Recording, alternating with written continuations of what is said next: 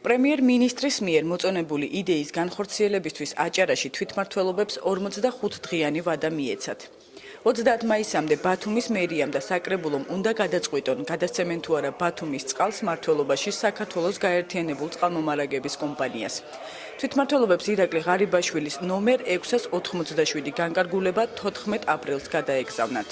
განკარგულებაში ნათქვამია მოწონებული იქნეს რეგიონალური განვითარებისა და ინფრასტრუქტურის სამინისტროს ინიციატივა. განკარგულების შესრულების შესახებ ეცნობს მთავრობას 30 მაისამდე. რაც აცნობებენ 30 მაისს საქართველოს პრემიერს ირაკლი ღარიბაშვილს ამ ეტაპზე უცნობია. ბათუმის საკრებულოს თავმჯდომარე ირაკლი ჩავლეიშვილი ამბობს, რომ არ იცის რატომ მიიღეს ეს გადაწყვეტილება ცენტრში და რა სარგებელს მიიღებს ამით ქალაქი. ალბათ საქართველოს მთავრობა უფრო სიღრმისეულად ხედავს იმ პრობლემებს, რომელიც ბათუმში არის და ზოგადად ჩვენს რეგიონში.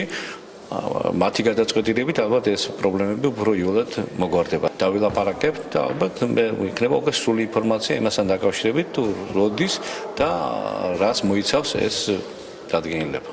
ბათუმის საკრებულოს ყოფილი თავმჯდომარე გიორგი კირთაძე კი ირწმუნება, რომ ბათუმის წყლის დათმობა არასწორი ნაბიჯი იქნება ქალაქისთვის, რამაც შესაძლოა შეაჩეროს ბათუმში წყლის რეაბილიტაციის სამუშაოები. რამოდენიმე ხდომის წინ საკრებულოს თავმჯდომარეს ვკითხე ამაზე და მან მიპასუხა, რომ მიუხედავად იმისა, რომ საკითხი დგას 4-ის წესრიგშიო, ჩვენ მაინც არ გადავცემთო, იმიტომ რომ ეს პირობები მოიშლება და გერმანელები ფულს აღარ მოგცემენ და ჭაობში მაგალითად ანგისაზე, მინდაზე, ადლიაში, ბონი გარედოქში წყლის სისტემების რეაბილიტაციას ვეღარ განვახორციელებდო.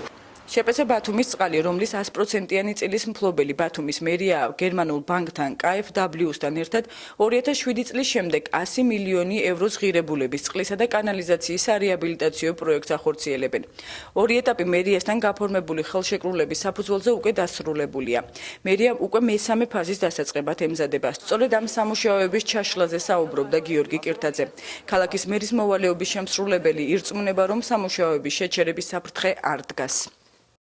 მე გუშინ მქონდა დონორების წარმომადგენლებთან გერმანულ ბანკთან შეხვედრა იყო. ჩემის მოსაზრებით პროექტის შეფერხებას ადგილი არ ექნება.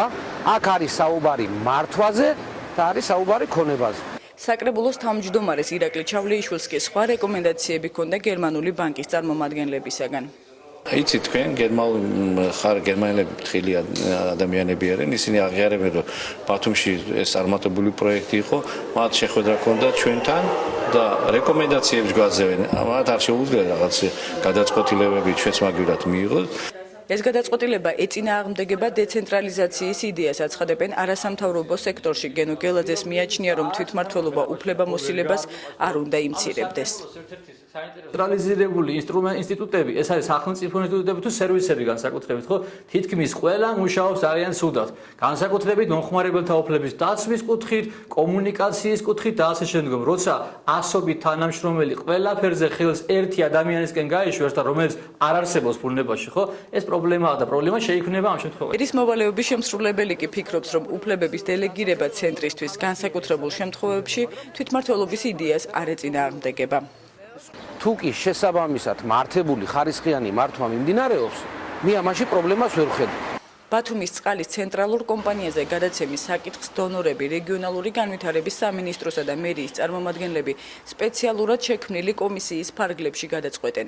თუმცა არსებობს ერთი დეტალი. 2007 წელს გერმანულ ბანკთან დადებული ხელშეკრულების თანახმად ქალაქის მერიამ რეაბილიტაციის პერიოდის 17 მილიონიანი სესხის დაფარვა 2017 წელს უნდა დაიწყოს.